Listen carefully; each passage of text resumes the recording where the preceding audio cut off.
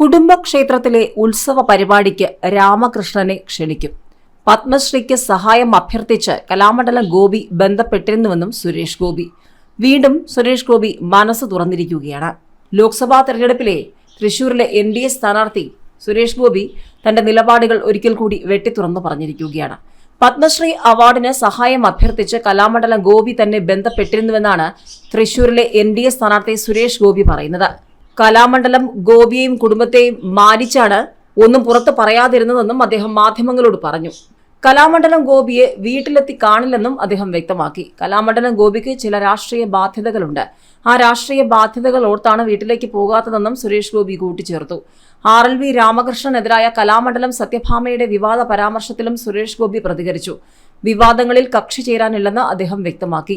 RLV Ramakrishnan വേദി നൽകുമെന്നും കുടുംബക്ഷേത്രത്തിലെ ഉത്സവ പരിപാടിക്ക് രാമകൃഷ്ണനെ ക്ഷണിക്കുമെന്നും അദ്ദേഹം വ്യക്തമാക്കി.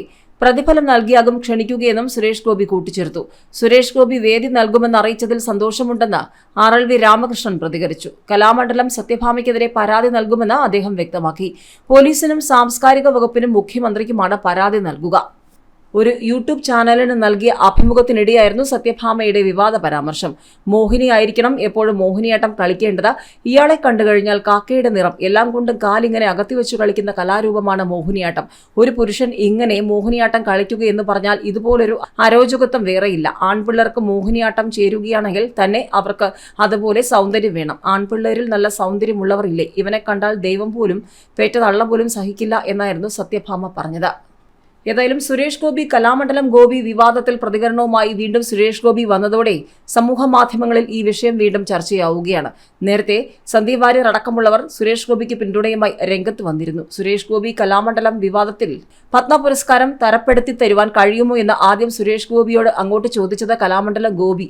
ഇതിന് തന്നെക്കൊണ്ട് സാധിക്കില്ലെന്ന് സുരേഷ് ഗോപി അപ്പോൾ തന്നെ മറുപടി പറഞ്ഞെന്ന് ഫേസ്ബുക്കിൽ കുറിച്ച സന്ദീപ് വാര്യർ കലാമണ്ഡലം ഗോപിയുടെ മകനോട് ആ ഗോപിയല്ല ഈ ഗോപി എന്ന് മനസ്സിലായല്ലോ എന്നും ചോദിക്കുന്നുണ്ട്.